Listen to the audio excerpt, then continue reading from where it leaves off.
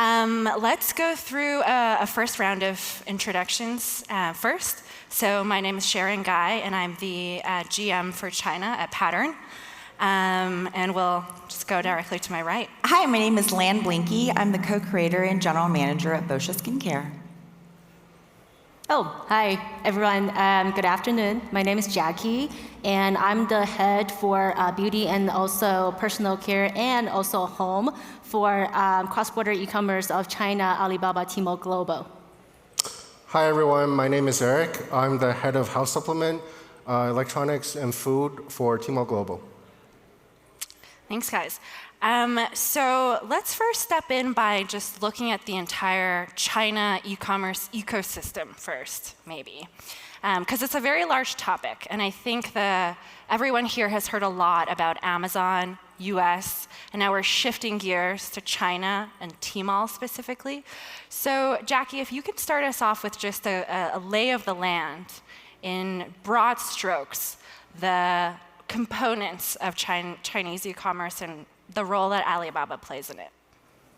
So I think, as everyone has probably already known, or the stereotype of the knowledge about Alibaba or Alibaba Group is that, hey, as the brands or manufacturers, or, we actually source everything from Alibaba.com. So when we're making the approach of the retail markets or making the approach to the brand owners, they always will come back to us and say, hey, we actually order from you guys. So I don't know how, we can facilitate, or how you can facilitate helping us to, sell our brands or introducing to, the retail market in China. So essentially that for the entire, structure of ours, Alibaba Group is just think about that as a mothership.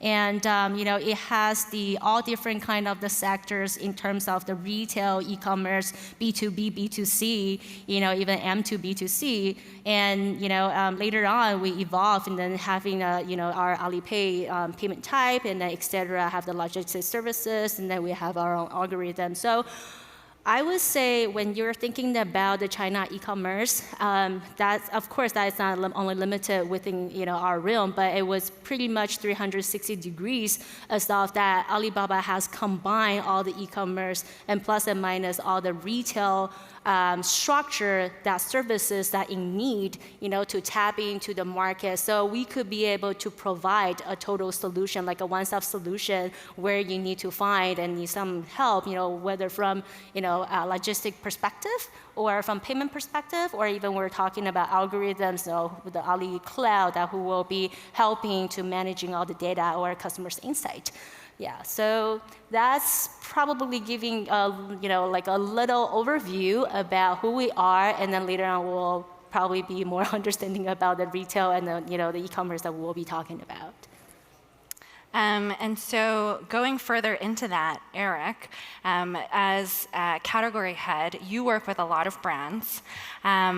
What is your method, or how do you work with some of the brands here in the US?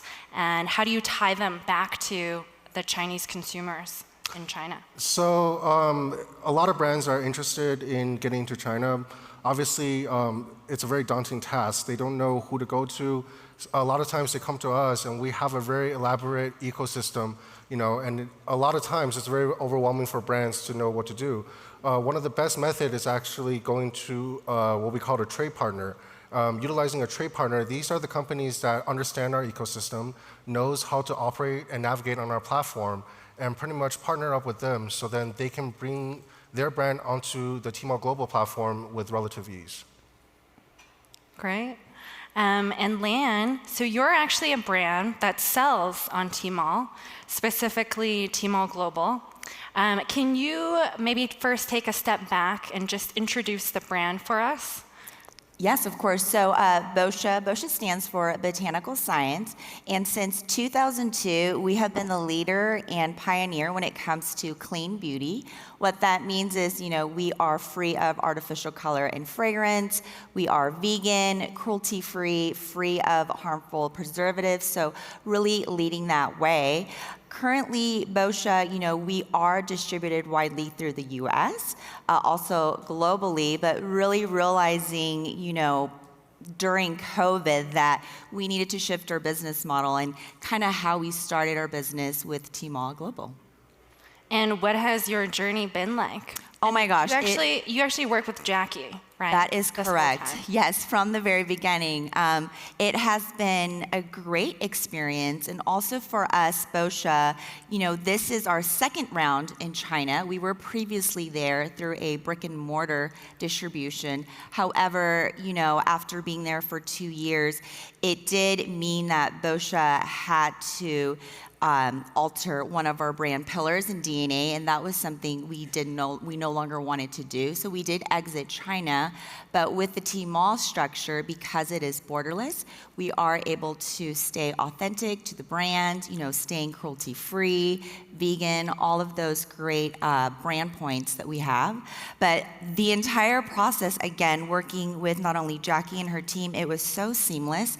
And I think that's where we realized too, there are many different ways that you can sell your products on Tmall, just really a la carte to what your business needs. So we've been very pleased. In fact, we went from a consignment model starting April of 2021, and by end of November of last year, we had our flagship store. So we're really happy, and our business just continues to thrive. Awesome. Can you just dive a bit more in depth, maybe, into that consignment model, and feel free to chime in also, the folks from Alibaba, taking a brand from these different stages. So the first being, you said, an offline model distribution, and that maybe not working so well for the Chinese market, and then shifting gears into consignment and what that looked like, and what it is currently, which is a flagship. Yes, absolutely. Right? So boscia, when we first entered in China, it was a 2-year process even to enter in. You do have to register all of your products because we're cosmetic. There is testing, government approval that needs to happen. It is a huge investment depending on, what retail partner you want to go in. But of course, there is the merchandising piece that goes in. You do need to have field teams, so very rigorous procedure. And then when we went in with Tmall Consignment, it is pretty risk-free in that, they really partner with you on forecasting, shipping, logistics, all of that legal entity that may go into really starting your business in China. So they really hold your hand throughout that entire process. And then when you are established, or you feel that you're at a point where you're ready to take on more, that's when you can sign up with the TP, so a trade partner, and they would be the distributor that would really take your brand to the next page. And one of that next step would be having a home page. So really having a place where you can speak your brand story, make those offers that you want to the customer, and that's exactly where we are right now at boscia. Great. Well, yeah, so I would like to chime in a little bit. So I think, I'm not sure that for how many people here actually have a little bit of the background as understanding the knowledge about the import, e-commerce versus the cross-border e-commerce that we're currently providing. Of course, that's, we're facilitating with more than, for thousands of the brands from overseas or from the globally, introducing to China via cross-border. So backtrack a little bit, cross-border is actually e-commerce, a type of I would say, a new way of doing international business, getting to China, but without committing to the regular regulatories, from a logistic or taxation perspective. It has its own special rules applying to different categories, and onto, I would say, beauty, personal care. It is actually charging from the taxation differently from the import. And then to the registrations, it does not have to be China registered. You could stay to be who you are. And that is also the biggest beauty as of that, why lots of the retail brands are fully utilizing cross-border e-commerce as the stepping stone or water testing steps, to getting to China. It's actually differ from the traditional way. So it saves, I would say, Lan, lots of the time and energy, and also the waiting time, to before, she knows what is going to be the hero items, what is going to be the rifle of the amounts that I need to ship it to China, because to lots of the, smaller or, I would say unicorn brands, not everyone has lots of the resources and energy, personnel support, right, to support your expansion to China, like Johnson & Johnson or Unilever's. So that's why cross-border e-commerce has become, I would say, lifesaver, to change the e-commerce to China differently. Yeah. To further add to that, especially for the health supplement category, one of the biggest challenges that a brand will face when they're entering China through traditional import is that it has to be, quote unquote, get labeled as a blue label in China. And that's actually extremely difficult. The whole process takes about 2 to 3 years to finish. With cross-border e-commerce, you can take everything in your original packaging, how it's like in the USA, and directly just ship it over there into a special bonded warehouse, and then get sold to the end consumer. So with the creation that the Chinese government allowed with cross-border, Tmall has really taken advantage of that. And we also, like Lan stated earlier, we created a program as sort of like the baby step. If you're willing to test out the Chinese market, if you wanted just to see how your brand will perform, you can actually enter a consignment warehouse located within the States. We currently have 2 warehouses, one in California and another one in New York, where you'll put your items there as a consignment. And if the end consumers there buys it in China, we'll take care of all the shipping, importing documents, and logistics, and deliver it to the end consumer's hand. Sounds pretty easy then, which means that for a brand, there's several different warehousing options, at least from the logistics front, is things can be stored in China, but it can also just stay in the US or in the country where the product sits. Can you maybe all share more about what's selling well in China? What is happening in China in general? Maybe things that might have changed pre-COVID, post-COVID, what people are more interested in. Because Eric, you're in the health supplements category, so I imagine there's probably a huge change after COVID and what people are now putting an emphasis on in taking care of their bodies. And Jackie, you're in the beauty category, right? I think in COVID, a lot of people just gave up on makeup. We were all masked. I did read a phenomenon called the mask eye makeup, which means because only eye makeup was important, because this was the only part that you would show in your face. Just forget about the rest. Yeah, and maybe later on, if Lan can also share about what you've learned in terms of what's happening in China. Sure. So it's actually quite fascinating. Pre-COVID time, health supplement was the second largest category on Tmall Global, and after COVID, it became the largest category. We actually switched with places with beauty and cosmetic, but the trajectory has always been. So you used to be number one. Yeah. Well, pre-COVID. Well, before 2020, the personal care and also beauty combined, it was actually leading, I would say, more than 40-45%. And we were so proud. We're always leading the category, and we talked to lots of and helping lots of the brand partners. And then everybody was so happy, yeah. And then COVID came, and switch it off, right? Because everybody's thinking about, oh, we gotta stay strong before falling apart, and we gotta put, But it's actually interesting that I will let Eric finish first, and then I'll add on. Sure. Well, health supplement has always been on an upward trajectory, even without COVID. People, especially the Chinese consumers in China, they just prefer USA manufacturing, and it's due to many, many reasons. One of the core reasons is just the regulations. They really, really believe that in USA, the different type of regulations with the different manufacturing process is a lot more safer and cleaner and healthier compared to the Chinese counterpart. So people would just prefer to buy all the supplements from the States. They feel that they can trust it more. Everything that they ingested, is just overall better. So that's why we see such a huge explosion in the supplement space. And so many brands are trying to also imprint the lifestyle of a healthier living. And that's what we see as the trend also currently in China. Yeah, I would say, just like mentioned earlier, before 2019, skincare, cosmetics, same thing as Eric's. There's still lots of the middle classes, they have extra disposable incomes, and I would share some numbers. In 2020, that we are estimating, there's over probably 300 million, more than 300 million of the users or households are considered as middle class. So they do have, lots of the disposable income, which is, where they can spend on shopping, right? It's approximately like $20,000 to $30,000 USD a year.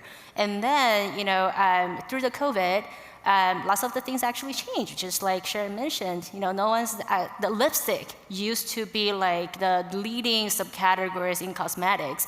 And then, but when COVID came, of course, it also happens here in the States as well. No one needs to put, the lipsticks on, so everybody changing to eye makeup. And then, in the beginning of that, in China, everything just switched off because skincare was actually, being replaced, gradually replacing by the cosmetic in 2019. But then, it became the leader, and then also skinifications also being applying onto taking care of your scalps, your body care, because you get all of a sudden, you get so much of the time, in your hands that you could be able to really taking care of not just the face, right, but the entire body. So that was actually the changings. But I think, right now, I'm not sure I should say this, but I feel like it's more like we kind of like, live through and also coexist with the COVID right now. Things are actually changing back to normal. We feel like the purchasing power is back, the interest of the cosmetics, the lipstick, are all rising up again. So I would say, the interests are still there, but it's just that they dive into more of what's actually, how do they made? What's the cleanness about it? What kind of ingredients? So that's the Chinese consumer has been changing to that from, I just want to see the effect. Now they're down to, I want to know why I'm seeing the effect. Yeah. And from our brand's perspective, we launched April 2021. So one of the biggest change I think we've seen just participating in Tmall is how different the volume of sales became once you go from the consignment model to working with the TP.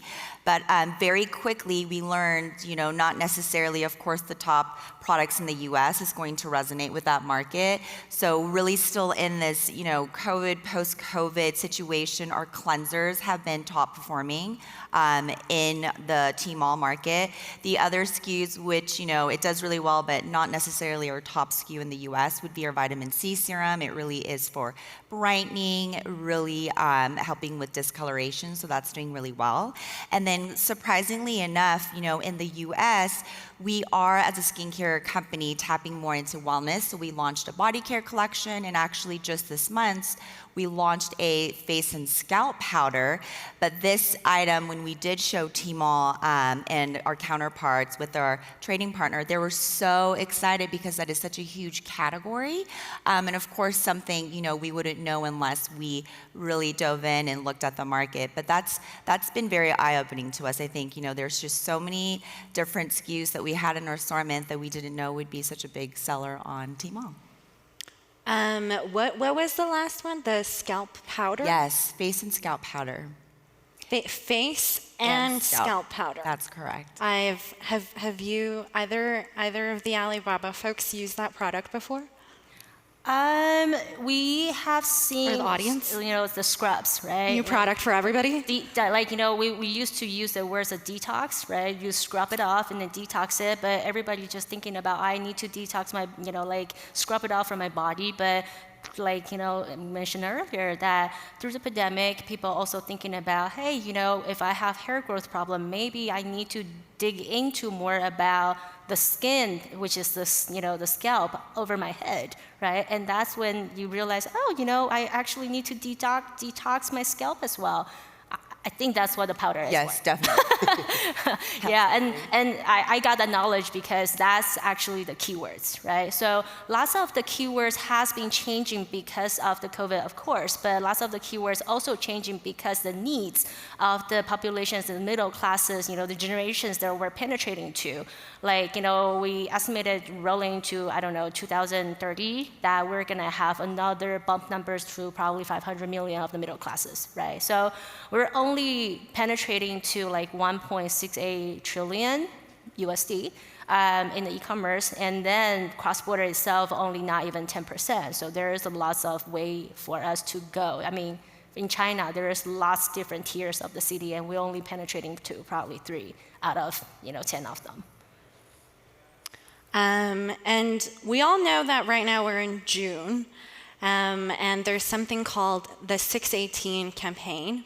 I'm sure a lot of people have heard of what is Double 11. So that is also a Singles Day. Can you maybe, Eric, explain to us what a campaign means for the platform and for the brand? Sure. So Double 11 is Alibaba's flagship sales event. It's one of the biggest shopping festivals we incur on a yearly basis, kind of similar to in the US what we go through with Black Friday and Cyber Monday, but the numbers are just astonishing. I mean, last year alone, during, I believe it was from November 1st to November 11th, we did about 84 billion USD in sales during that time span, which eclipsed both every single platform here in the States combined. And what's fascinating about June 18th actually is that our biggest competitor, JD, saw what we did with Double 11. So they said, hey, we need a sort of like a shopping festival and holiday as well. So they picked on June 18th. That's actually JD.com's anniversary. And once they started with that, June 18th actually became the second biggest shopping holiday festival in China, where the numbers are not quite there compared to Double 11, but I would still say roughly about 1/3 or 1/4 of the size. Oh, yeah, I'm going to chime in a little bit. So not only for Double 11, but I would say using a Double 11 as the example, that lots of the brands that I just mentioned earlier from Global, surprisingly, that there were over 2,000 of them were actually from overseas. So over 2,000 of them were actually participating for their first time of the Double 11 last year. And then among those numbers, there are a very interesting that I would like to quote unquote differentiating from what the US market versus China market. For China e-commerce market, they are so very entertainment, and that's why we like to call them as an m-commerce, as a norm, because everything has been conducted on the mobile phone. Penetrating rate through the mobile phone on the transaction, placing orders is over 99% already. And one thing that we've actually done, is that actually we have a Taobao live streaming, which is, the later on Amazon, equivalent to Amazon, but that actually exists before Amazon's live. And we done a pretty interesting stuff that we invited lots of different, KOLs to broadcasting with us, and then transform it and make a conversion directly, with our links and here and there.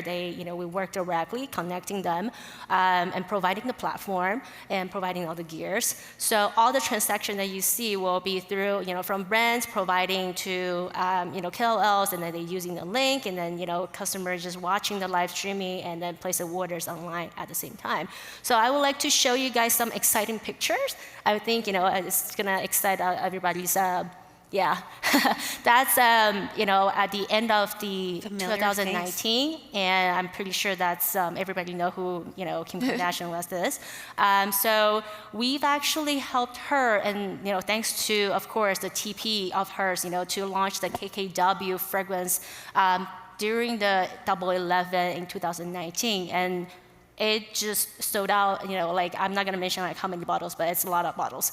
And it surprised, it surprised the distributors, it surprised their, the Tmall partners that it just sold out after the live streaming up, in 5 minutes. So it creates lots of the impact, to the US brands as well, that how powerful this entertainment, this live streaming has already become, and mature in China as compared with, in US before. And yeah, and rolling to 2020, we conduct multiple different type of the live streaming, cautiously, right, to launch multiple different celebrity brands and influencers brands, and then still go on. So if you guys will pay more attention, there will be another very exciting, celebrity brands will be launching soon again. Oh, I was just going to say, definitely from a brand perspective, 11, 6, 18, we almost prepare a full year ahead for these holidays because the quantity of inventory that's necessary is absolutely just beyond what we typically produce for our US retailers. So a lot of planning does go into this. And then just to tag back to your live streaming, at Boscia, we do heavily rely on social media marketing, digital marketing in the US market, but I have not seen any type of influencer be able to move the type of quantities they do in live stream. Depending on the different tiers of KOL you select, I mean, within a minute span, you could go through, 10, 20, 50,000 pieces of items.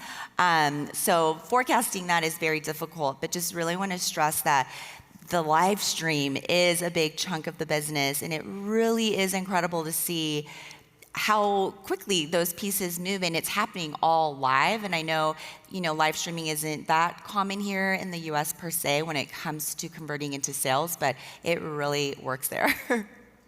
And have you tried live streaming here in the US? We tested taken it. that model to the US? Yes, we tried. I think it's really just determining, what's the right platform, or, is this a talent that we're going to source from existing social media, just trying to understand what that could be. But the good thing is, in China, especially with Tmall Global, whatever distributor you choose to use, this is a very sophisticated system. So, your TP will come to you, hey, this person is really into clean living ingredient. I think they would resonate very well with your clientele. So again, a lot of support from the Tmall group in that you're not really trying to navigate this alone. And I know for us, that was very helpful in the beginning stages.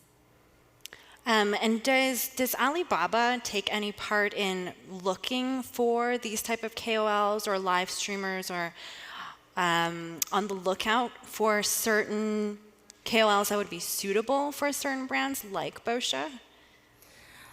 I would say we do have a dedicated team, for the B2C platform, Tmall Global. That's where we, who we work for. So we do have, just like any other, business that we have marketing team, merchandising team, of course, right now, social commerce team.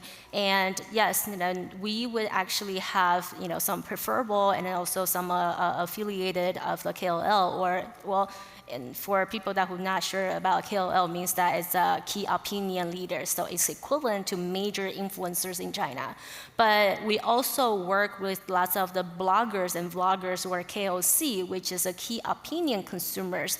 They probably don't have thousands or millions or 50 millions of the followers, but there are pretty influences, in their own social channel, like, the one of the WeChats, or, a Weibo, all the social media of the realm that they created, they have a really loyal fan bases that who's, helping them and follow them and listen to them on specific categories. So I would say there's lots of the accelerators in the entire ecosystem that are working along within, the entire e-commerce of Alibabas as well. Yeah.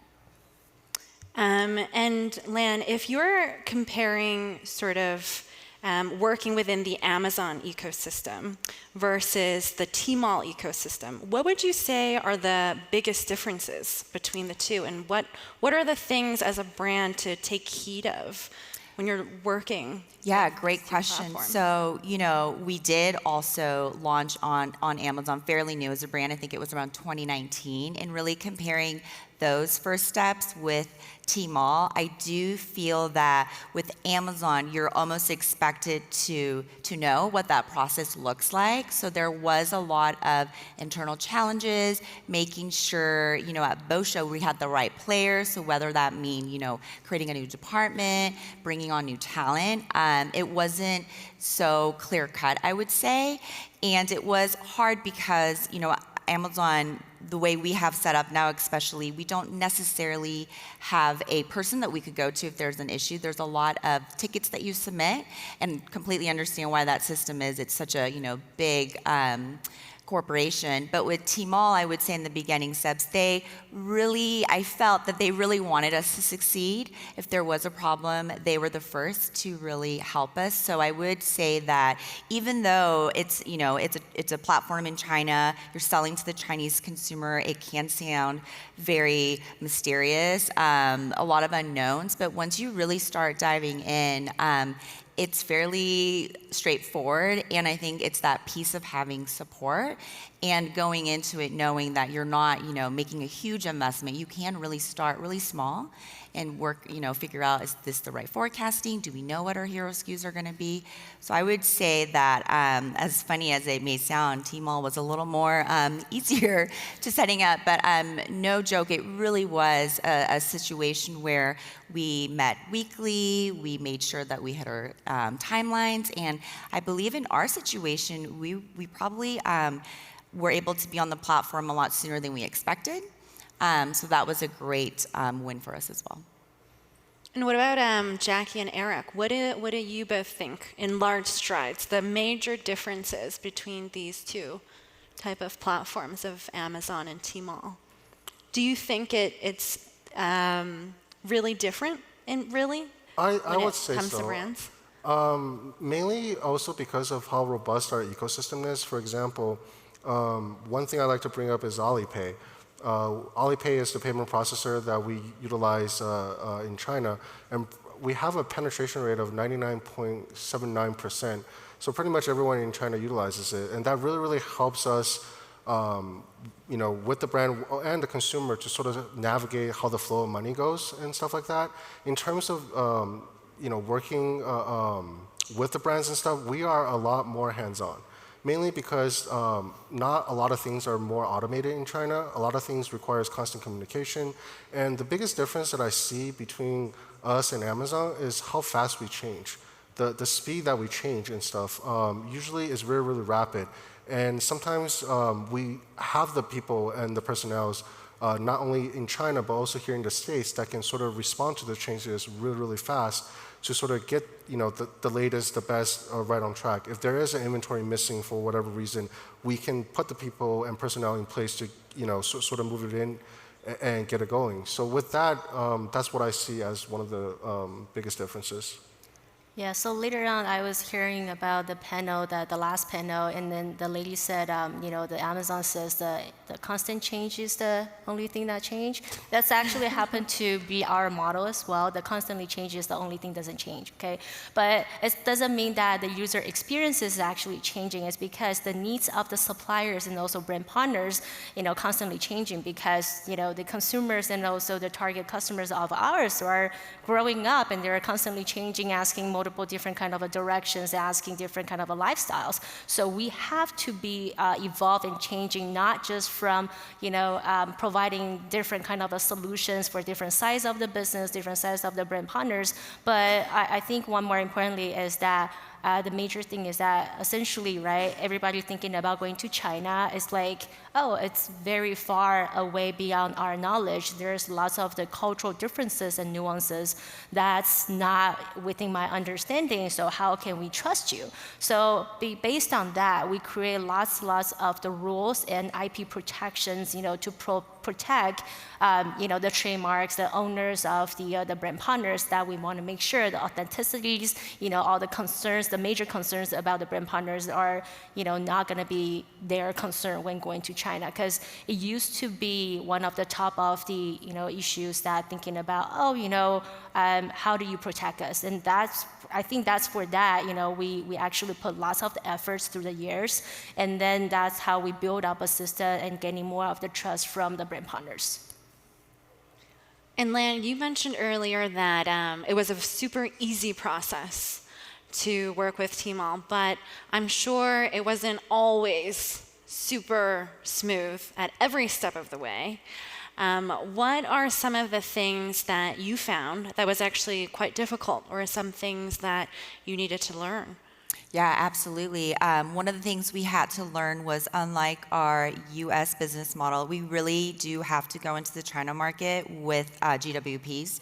So that was something we were not prepared for. So it really was a supply chain issue, making sure that we did have these deluxe samples to offer with the full size. And then I would say the other piece, and this is still a process we're working through, is again just supply chain with all the delays we're facing, and then understanding what those quantities are that our TP's asking for.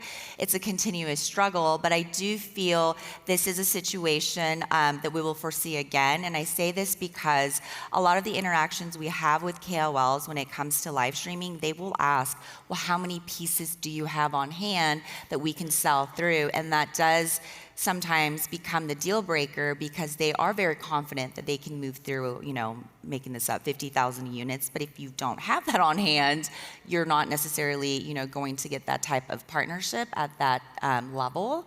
So it is a constant situation of how much is too much inventory to have without the commitment, but also knowing that, well, if we don't have it, you're also, possibly not going to get the initiative that you hope for. And then the other piece too is, of course, we do have a general understanding of what categories perform well, especially in beauty, but this too can really surprise you because, again, totally different consumer. You really have to go in with a different mindset. Even the shopping holidays we spoke about, Double 11, 618, it's now to the point for us that we are creating exclusive kits.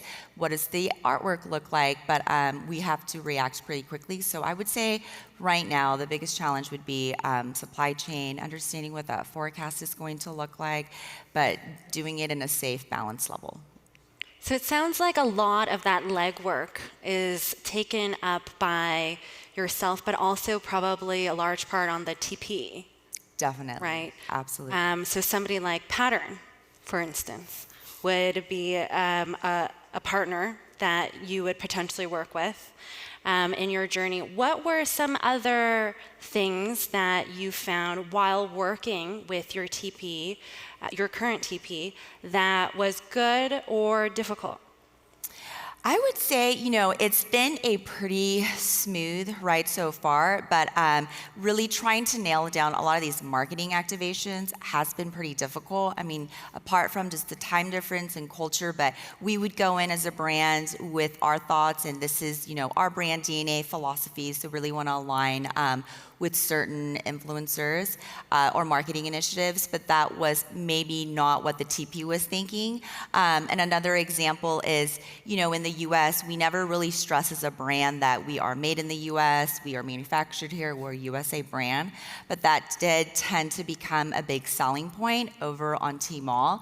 So when these thoughts and ideas would come up, it wasn't necessarily what we would rather speak to as a brand. We're more about cruelty-free, clean ingredients. So there was a lot of butting heads, I would say, in terms of what is the key messaging.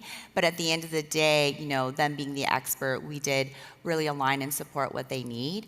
But that Made in US piece has become a bigger part of boscia that we don't really address here. So I think aligning on marketing initiatives, really aligning on the brand voice and what that DNA is going to be in the market was challenging at first. Because when you enter a new country like China, it's almost like you are internationalizing a brand. So you're carving out or painting a new face for the brand, for that new country. So a lot of that work is on the TP.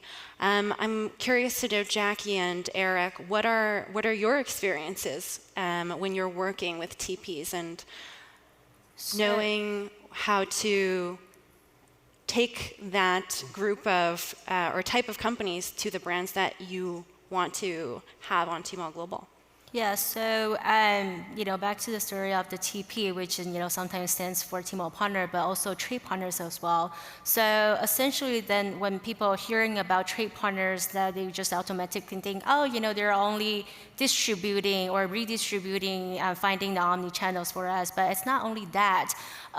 Lots of the TP's job that are more essentially just that they actually work as your own team. They just a third party for you to hire, right? So they're very geared up, with all different type of the skill sets, not only just logistically distribution, they purchase inventory out from you, whatnot. They also help you to figure out, how to really do the work as of the incubations, the seedings in social media, right, on the different major platforms. Not just us, we still have competitors, lots of competitors, nowadays. They have to figure out lots of the specialists as whatever that you hire, Google Ads what to do, or keywords or Amazon, optimizations. They do the same thing in China for, there are clients or brand partners of ours. So, I would say TP groundwork, it's not just, design everything, but they also are full knowledges about, the country they're entering to and, the e-commerce entire realm. How will they be able to helping the brand partners to, from seeding incubations to grow, harvest, and then, mass scales up to a different level. Yeah, so that's the impact that I feel for the TP. But there are different sizes of the TP as well. So I would say be careful and be more cautious. Feel free to contact us anytime, then we'll be able to give you more of the feedback as well.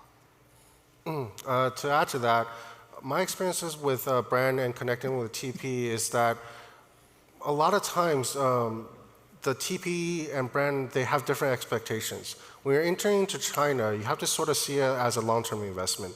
Too many times when I work with brands directly, they're always, after let's say 2 months or 3 months, their question is, how come I'm not making millions and millions of dollars in China? What is my TP doing wrong? And it's because as the brand is growing in China, they also need to work with their TP to grow sort of together. If you don't allow the time to sort of grow with the TP together to build the business, we're talking about at least a minimum of 1 to 3 years entering into China. It's not going to work out. You're going to leave both of you guys with a really, really bad experience. The TP is going to think that the brand is asking for too much, and the brand is thinking the TP is not going to deliver. So really, in the beginning stages, working with the TP is about finding sort of that harmonious state where both can agree and grow together, and be prosperous in China. Great. So we're sort of running out of time, but but we have a lot of brands in the audience and coming to Accelerate with the intention to grow their business. And China is obviously a great country to grow their business. Everything from market size, the size of consumer market, penetration rate of e-commerce. What is one final note of advice that you would give to a brand here for them to take heed in or to take note when they're considering this move into China? I think my first advice would be just to look at the stage of your business. Going into China, while we say it's easy, it definitely will be an investment of manpower and just making sure you have that right person to be navigating that process. But I do feel that it is definitely something worthwhile. I mean, looking back, I do wish that we had started this process sooner.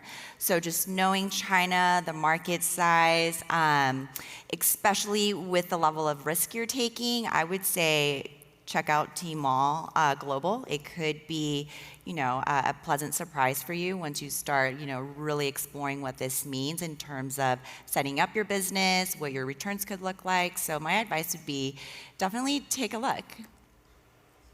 Well, my takes will be simple, right? Because we have 2 offices here in both of LA and New York, and I don't know where you probably can get our information, from Pattern. So don't be shy and then reach it out, contact us, and there's no right and wrong questions because we do provide different solutions and to different sides of the business, right? And also or ask Pattern as well because we're very experienced of the partners as well. My take on it is, have patience. China is very, very overwhelming. I get that a lot when I'm working directly with brands.